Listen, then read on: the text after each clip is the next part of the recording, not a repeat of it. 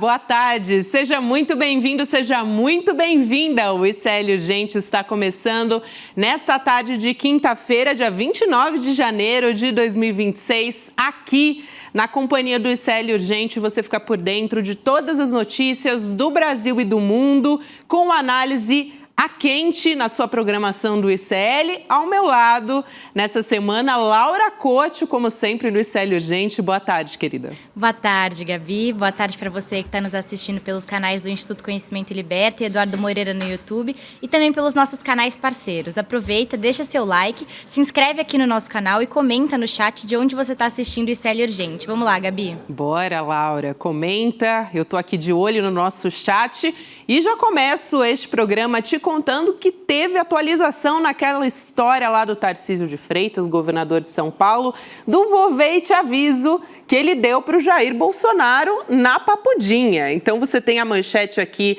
na tela e também no site do ICL Notícias. Aconteceu a visita do Tarcísio ao Jair Bolsonaro na cadeia. E teve uma tensão com o bolsonarismo, não foi por acaso também que essa visita aconteceu. Ele deu um bolo no ex-presidente na semana passada, com essa história do vou ver e te aviso, foi um chá de sumiço que aconteceu ali, só que logo depois a agenda do governador de São Paulo foi divulgada e ficou bem chato para ele, porque não tinha, assim, nenhum compromisso, não tinha nada demais, nada relevante para justificar remarcar. Aliás, nem tinha remarcado num primeiro momento, só que logo depois pegou tão mal para a direita, também para a extrema-direita e no clã dos Bolsonaro, que o Tarcísio já remarcou a data quase que prontamente depois que essa história pegou mal.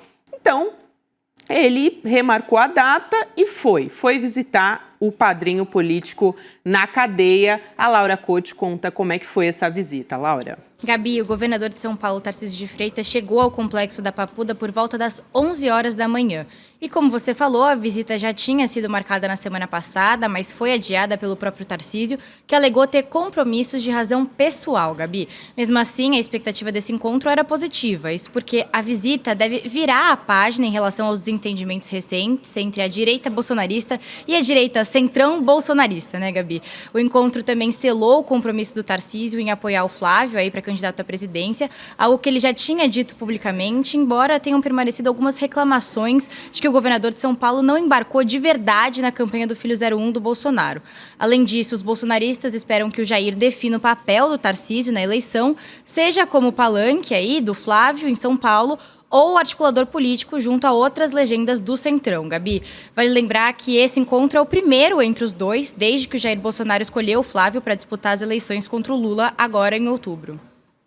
E Laura, parece que os bolsonaristas, eles estavam certos nessa história, né? A avaliação deles estava certa, porque o Tarcísio saiu de lá dessa visita da Papudinha já declarando realmente que vai se empenhar na campanha do Flávio Bolsonaro, que foi escolhido pelo Jair, como você disse aqui. A Laura Couto trouxe essa informação agora. E vale apontar também que esse é o primeiro encontro logo depois que o Ronaldo Caiado anunciou que deixaria a União Brasil para se filiar ao PSD, e tanto ele como outros governadores são possibilidades de uma segunda candidatura à direita, a candidatura presidenciável que eu estou falando aqui. Tem o Ronaldo Caiado, de Goiás, também tem o Eduardo Leite, no Rio Grande do Sul, e ainda o Ratinho Júnior, no Paraná, como possibilidades para atrapalhar ou, quem sabe, até ajudar o campo progressista. Isso ainda não ficou claro também, essa fragmentação está levantando essa discussão. Fato é que o campo progressista também está se preparando diante dessa mudança que está à vista aí na campanha eleitoral. Agora, esse campo, vamos dizer assim, né, dos governadores que estão com uma possibilidade de uma segunda candidatura, eles estão se colocando, eles querem parecer ser uma terceira via. É esse o verniz que eles estão tentando colocar ali, só que, na verdade, na essência, todos eles são bolsonaristas. Não dá para apagar a história e a gente tem memória aqui no ICL também. Mas voltando para o Tarcísio, mais uma vez, depois dessa ida à Papudinha, o governador de São Paulo conversou com a imprensa do lado do Carlos Bolsonaro e elogiou até a filiação do Caiado ao PSD, isso que eu acabei de te contar, e que é considerada a pá de cal nessas pretensões presidenciais do Tarcísio, pelo menos até o momento. Agora, o Tarcísio ele conseguiu passar dos portões da Papudinha para visitar o Jair Bolsonaro, mas não é todo mundo que está tendo essa sorte, esse privilégio, ou então uma maldição, se você dependendo do ponto de vista que você for olhar essa visita ao Jair Bolsonaro. O ministro Alexandre de Moraes rejeitou hoje pedidos do Valdemar Costa Neto, presidente do PL, do partido do Bolsonaro, e do Magno Malta, senador também pelo mesmo partido, para visitarem o Jair na prisão. E na justificativa, a gente vai colocar aqui na tela, o ministro disse que o Valdemar não pode visitar o Jair porque o líder do PL também é investigado na trama golpista. Isso é importante. No caso do Magno Malta, a justificativa é até um pouco pior, né? Porque o parlamentar tentou invadir a Papudinha, isso está documentado, citando as prerrogativas parlamentares para tentar acessar essa área que é restrita, ou seja, ele tentou meter a famosa carteirada. Vamos olhar aqui na tela esses trechos da versão do ministro Alexandre de Moraes? Então, primeiro a gente tem a do Valdemar, né? Não, perdão, a gente tem o do Magno Malta. Em relação ao rol de visitantes solicitado pela defesa, a autoridade policial militar informou que o senador Magno Malta tentou ingressar na unidade prisional sem autorização mediante o uso indevido de prerrogativas parlamentares para acessar áreas de segurança máxima. Tal conduta gera riscos desnecessários à disciplina do batalhão e à segurança do próprio sistema de custódia, obstaculizando o deferimento do pedido, a justificativa para recusar, para barrar o Magno Malta nesse baile. Então, depois, agora a gente coloca na tela, agora sim o Valdemar Costa Neto. Incabível o pedido de visitação formulado por ele por ser investigado no âmbito das mesmas imputações realizadas ao custodiado, conforme decisão da primeira turma deste STF no julgamento da trama golpista.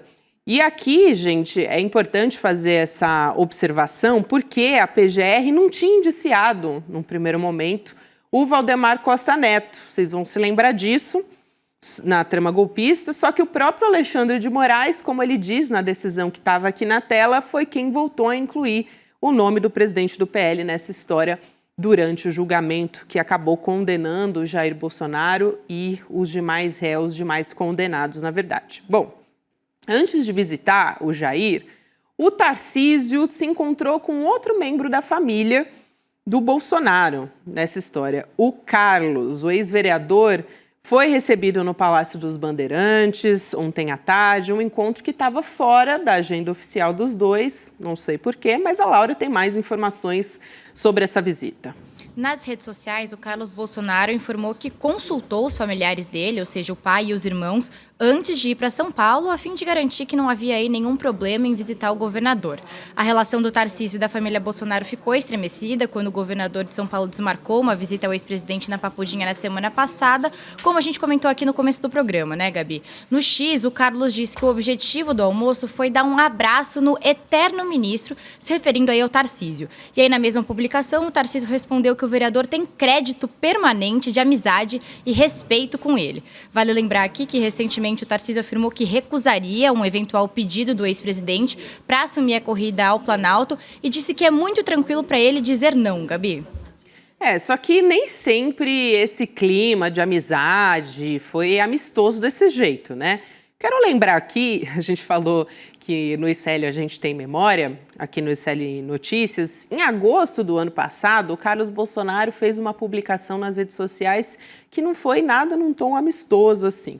Ele não citou até o nome do Tarcísio, mas ficou muito claro que ele estava falando para o Tarcísio. Ele disse o seguinte, que governadores da direita se comportam como ratos, foi pesado o negócio, e que tentam herdar o espólio do pai de forma oportunista. Isso aconteceu no momento em que o Tarcísio não tinha se pronunciado ou apoiado de uma maneira tão firme a história da anistia para o Jair Bolsonaro, e isso deixou o Carlos, o Eduardo, a família do Bolsonaro, muito chateada com essa história e chamar de rato, né, para agora estar aí nesse compadrio.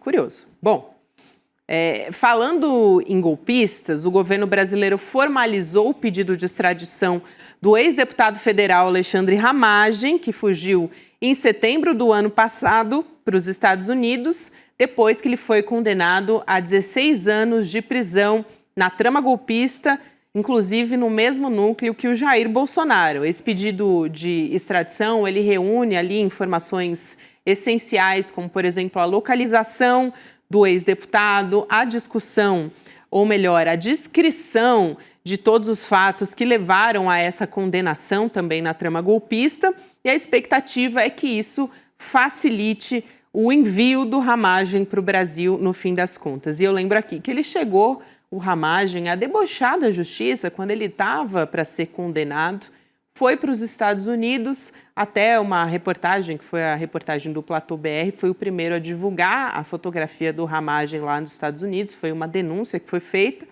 E quando descobriram que ele realmente tinha fugido do Brasil, ele começou a se pronunciar, dizendo até que é lógico que eu não ia ficar no Brasil esperando para ser preso, né? Um deboche completo da justiça brasileira. E falando em STF, gente, o ministro Alexandre de Moraes, ele também determinou que integrantes da família do governador Ronaldo Caiado, agora há pouco a gente falava dele, né, que está se colocando como presidenciável, até anunciou pré-candidatura no ano passado.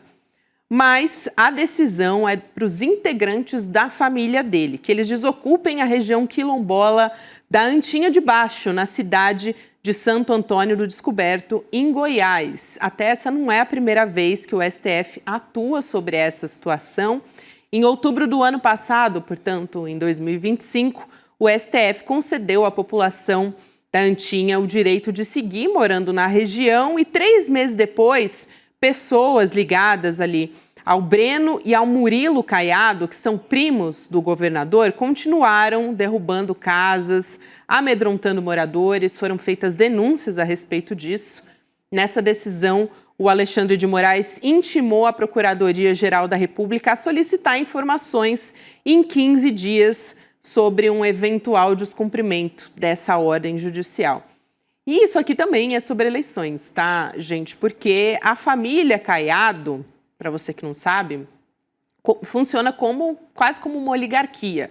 Lá em Goiás, a máquina do Estado é usada por gerações. Agora está na geração do Ronaldo Caiado, mas para vocês terem uma ideia, essa herança política já começou faz bastante tempo, com um trisavô do Caiado. Ele já falou publicamente sobre isso, deu entrevistas a respeito disso, e essa família também tem uma relação histórica com o coronelismo e também com o trabalho escravo. Eu até recomendo a leitura de uma reportagem da agência pública a respeito disso, que eles puxam bastante esse fio e tem muito documento, muita informação e jornalismo investigativo e bem feito a respeito desse assunto.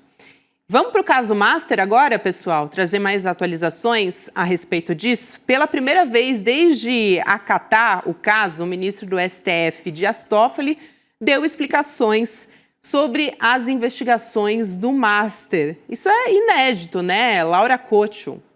Sim, Gabi, parece que o Toffoli está tentando aliviar um pouco a pressão no Supremo.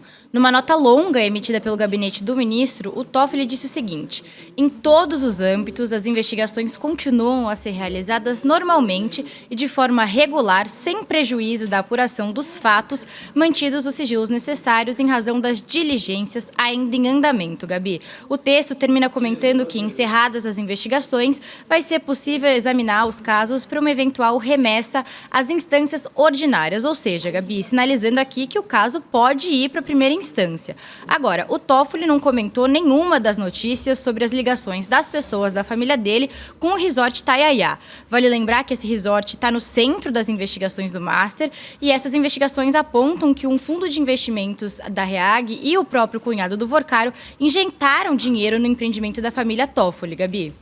Isso, Laura, parece, como você disse, que ele está tentando aliviar um pouco mesmo a pressão ao Supremo Tribunal Federal. E lembrando, a gente trouxe essa informação aqui no ICL Urgente, que essa declaração agora vem logo depois de um posicionamento do presidente do Supremo Tribunal Federal, o ministro Edson Fachin, numa entrevista, dizendo que acreditava, que achava que o caso Master tenderia a sair do STF para voltar para a primeira instância. Então, é sintomática agora essa posição do ministro Dias Toffoli. Tem mais notícias a respeito dele? Ele enviou hoje, o Dias Toffoli, para a Procuradoria-Geral da República a investigação para saber se houve a contratação de influenciadores para divulgar conteúdos atacando, com críticas ao Banco Central. Segundo o ministro, a PGR deve se manifestar sobre a competência para essa investigação, então, se esse caso deve permanecer no Supremo ou se ele vai ser enviado para a primeira instância da Justiça. A PGR não tem ainda um prazo para se manifestar a respeito disso, mas a ideia é apurar se existe uma ação orquestrada contra o BC depois da liquidação do Master. E vale lembrar também que a PF enviou para o Supremo uma apuração preliminar dessas postagens todas, com uma análise, identificou possíveis crimes como difamação e também obstrução de justiça. Ainda falando de Banco Master, gente, é muita atualização sobre essa investigação. Agora, o Banco Central abriu uma investigação interna para apurar eventuais falhas nos processos de fiscalização e liquidação do Master. Laura Couto. Gabi, a decisão partiu do presidente do Banco Central, Gabriel Galípolo, no fim do ano passado. Essa investigação, que está sendo conduzida sob sigilo pela Corregedoria, acontece depois do avanço das apurações policiais sobre o colapso da instituição financeira controlada pelo Daniel Vorcaro, o Banco Master. Segundo integrantes do Banco Central, o objetivo dessa sindicância não é promover um caça às bruxas, mas sim produzir uma radiografia detalhada do caso, como se fosse a apuração de um acidente aéreo, Gabi, identificando fragilidades regulatórias e também aprimorando os mecanismos de controle. É realmente tirar qualquer dúvida, Laura, sobre o que aconteceu. É uma iniciativa que acontece, por exemplo, depois do que pareceu essa ação orquestrada que a gente trouxe aqui agora para desidratar o BC nessa história. Primeiro com aquela fiscalização dentro do TCU, com o ministro, com fortes ligações com o Centrão e também com esses ataques de vídeos que foram publicados em redes sociais, dizendo a quem interessa, falando a respeito do Banco Central, atacando o Banco Central. Então, tudo isso vem nesse mesmo bojo, nesse mesmo balaio. E também sobre essa história, tem o posicionamento do ministro da Fazenda, o Fernando Haddad. Ele disse que a gestão do Gabriel Galípolo no Banco Central foi rápida na atuação do caso envolvendo o banco. Vamos ver o que disse o ministro Fernando Haddad ao programa Acorda Metrópolis. Está aqui na tela também para quem quiser me acompanhar. A gestão de Gabriel Galípolo não demorou a atuar. Eu tomei conhecimento nas primeiras semanas da gestão do Gabriel, da gravidade da situação, e ele tomou todas as providências necessárias, até falou de envolvimento do MP e da polícia. A gente vai aqui para a próxima tela, agora com o ministro Fernando Haddad, em que ele diz que o BC não apura crime, faz a supervisão da instituição. Quando tem indício de crime, isso muda de patamar. Eu sou testemunha da maneira que isso foi tratado do começo do ano passado para cá, com muita diligência e com muito cuidado. Aqui o posicionamento do ministro Fernando Haddad, que já disse também, assim como o presidente Lula seguiu esse mesmo posicionamento do Haddad, que essa pode ser a maior fraude bancária da nossa história.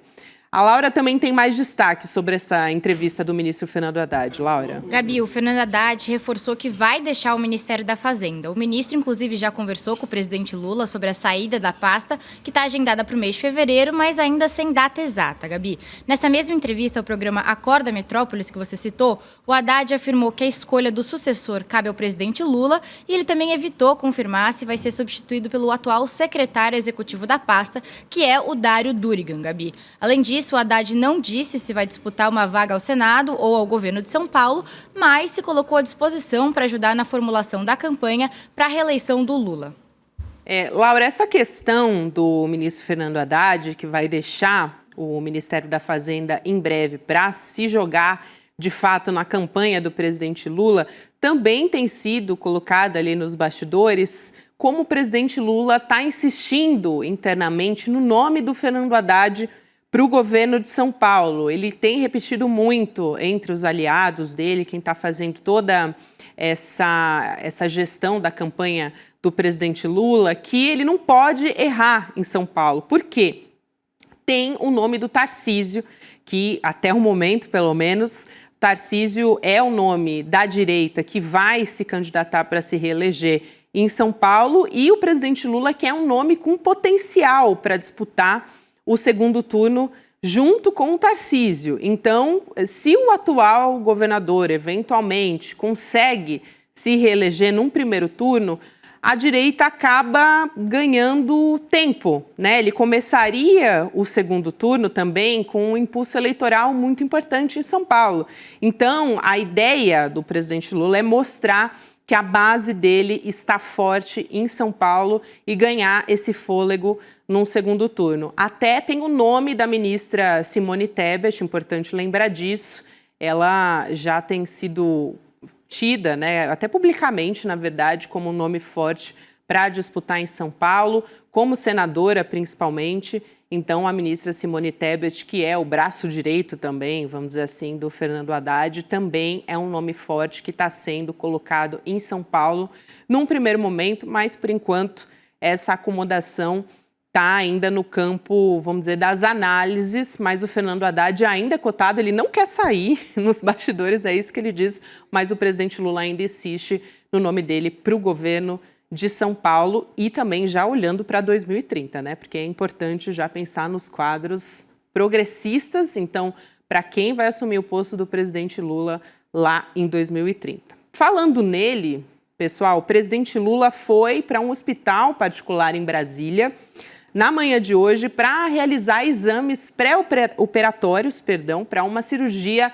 de catarata no olho esquerdo, um procedimento que está agendado para acontecer amanhã no Hospital Sírio-Libanês, em Brasília.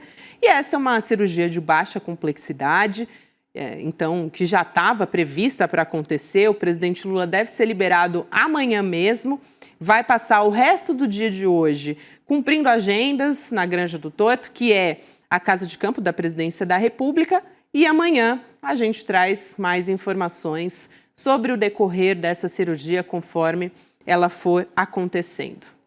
Vamos para o cenário internacional, pessoal? Também importante aqui, a Rússia afirmou hoje que qualquer ataque dos Estados Unidos contra o Irã pode levar a consequências muito perigosas.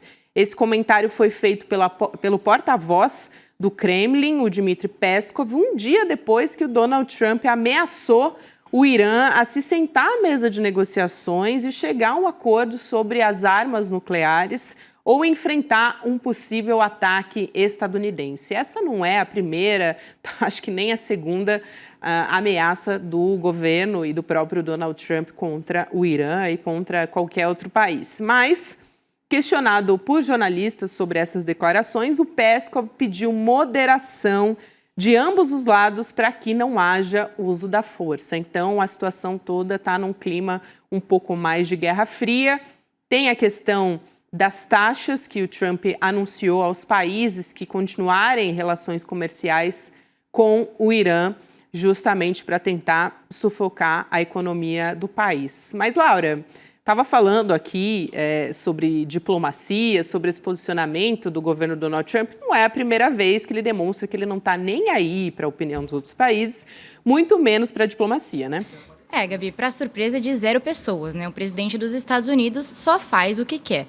Segundo a apuração da agência de notícias Reuters, que ouviu fontes do governo dos Estados Unidos, o Trump está avaliando ordenar ataques direcionados às forças de segurança e líderes do Irã para provocar novos protestos no país. Para fazer isso, o presidente norte-americano analisa opções para atingir comandantes e instituições do Irã que Washington considera responsáveis pela violência, para assim dar aos manifestantes a confiança de que eles também podem invadir prédios do governo. As opções discutidas pelos assessores do Trump também incluem um ataque muito maior, com o objetivo de ter um impacto duradouro no Irã, Gabi. Resumindo aqui, o presidente norte-americano quer aproveitar o caos no Oriente Médio para encomendar uma revolução colorida, né, Gabi? Nada de novo no front. Exatamente, nada de novo sobre o front. Cada semana o Donald Trump pega um ataque, uma ameaça para chamar de sua e avança contra os países. A Venezuela já foi alvo recentemente também, com o sequestro do Nicolás Maduro e tudo. A Groenlândia tem sido um alvo preferencial nas últimas semanas. Agora o Irã volta a ser alvo do governo do Donald Trump. Quero trazer uma notícia aqui também, que tem provocado muita comoção nacional, mobilização nas redes sociais, que é sobre a tortura e a morte do cão Orelha, em Florianópolis. Aliás, isso foi tema de discussão no Em Detalhes de hoje. Eu recomendo que vocês voltem lá para assistir. A Amanda Miranda, que é da região, trouxe informações e uma discussão sobre essa questão do privilégio das elites, que é uma discussão que foi muito levantada com essa história. Mas a polícia identificou 4 adolescentes suspeitos do crime, 2 estão em Florianópolis e 2 chegaram hoje ao Brasil. Então, a atualização dessa história, porque eles estavam na Disney, né, num momento como esse, em que as investigações foram colocadas, esses 2 adolescentes foram para a Disney. De acordo com os pais, a viagem estava pré-programada, mas poderia não ter ido, né, já que a situação é grave. A gente traz aqui mais informações sobre essa chegada. Para chegar aos suspeitos, a polícia ouviu mais de 20 pessoas e analisou mais de 72 horas de imagens. É um local que tem realmente muitas câmeras de segurança, um total de 14 câmeras de monitoramento, computadores e celulares também foram apreendidos, tudo para ajudar a corroborar com os depoimentos que já foram dados. Um dos desdobramentos mais significativos foi o indiciamento de 3 adultos também nessa história. 2 pais, empresários e um tio dos adolescentes também, que é advogado, e eles teriam coagido o vigilante de um condomínio que tinha uma foto que poderia colaborar com a investigação. Outro fato grave é que quase uma semana depois do crime, a juíza responsável pelo caso se declarou suspeita para atuar no processo. Segundo a própria juíza, ela mantém a relação de amizade íntima com familiares de um dos investigados. E essa história também depois teve desdobramentos, porque o juiz ou a juíza, porque esse processo está em sigilo, também não queria quebrar o sigilo dos indiciados. Então, portanto, os familiares dos suspeitos nesse caso. Então, é uma história que ainda vai ter muitos desdobramentos. Uma última notícia aqui, que é importante para os estudantes, informação para você que se candidatou em alguma vaga pelo SISU. O resultado da chamada regular com a lista de aprovados está disponível no site, então é www, anota aí, hein, acessounico.mec.gov.br/SISU. E a gente tem mais informações com a Laura Couto ainda aqui no ICL Urgente. Olha só, Gabi, rapidamente. Quem foi selecionado na chamada regular do SISU precisa procurar a instituição de ensino a partir do dia 2 de fevereiro para fazer o processo de matrícula. É importante conferir os prazos e as etapas que foram definidos por cada instituição. Agora, já quem ainda não conseguiu uma vaga, precisa acessar o site do SISU para manifestar interesse na lista de espera até o dia 2 de fevereiro, que é a segunda que vem. Esses candidatos que eu mencionei vão concorrer às vagas que não forem preenchidas na chamada regular. Detalhe importante aqui, cada candidato só pode escolher apenas uma das 2 opções de curso da lista de espera. A divulgação dos selecionados são de responsabilidade da instituição de ensino que foi escolhida, Gabi. É isso, Laura. Aproveito para me despedir de você. Amanhã estaremos de volta aqui no ICL. Obrigada, Gabi. Até amanhã. Até, Laura.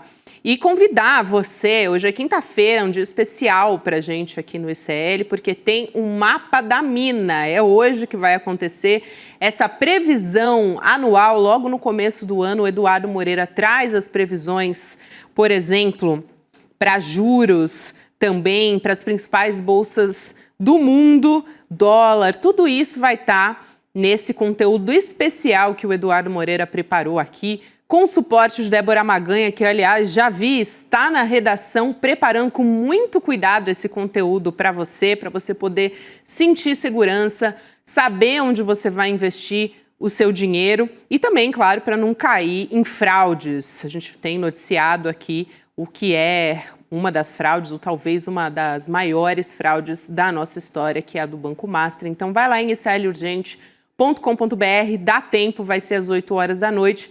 Você deixa o seu e-mail para participar que depois você vai receber o alerta. Dá tempo de assistir o N2 com calma, dar um respiro e depois voltar aqui para o nosso Mapa da Mina. Vamos nessa, pessoal. Agora tem o N2 com a nossa equipe Roberta Garcia, Chico Sá, um grande elenco aqui do N2. Amanhã estaremos de volta. Fica ligado na nossa programação. Até amanhã.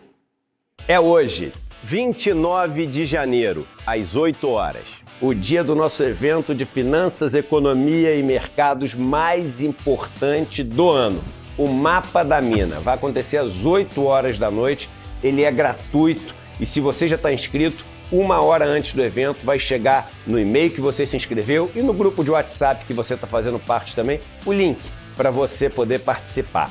Também é importante você saber que é um evento que não tem replay, então de noite coloca ali na agenda porque vai valer a pena tudo que você vai aprender de uma maneira muito simples e fácil. À noite a gente se vê. Fala pessoal, tudo bem? Leandro Demore aqui para dar uma notícia incrível. O ICL tem sua própria revista digital, a revista Liberta, um novo espaço de jornalismo profundo, crítico, com a nossa cara, feito para quem quer entender o Brasil e o mundo além da superfície. Na revista Liberta, você vai encontrar os maiores articulistas e colunistas com análise sobre política, cultura, atualidades e, claro, muito pensamento crítico. Esse vai ser o nosso espaço semanal de reflexão em profundidade. Faça agora mesmo a sua assinatura. Acesse icl.com.br/revista. E se você já é aluno ou aluna de algum curso do ICL, tem um benefício especial para fazer parte disso com a gente. Um desconto exclusivo para garantir a sua assinatura. Revista Liberta é o ICL em profundidade.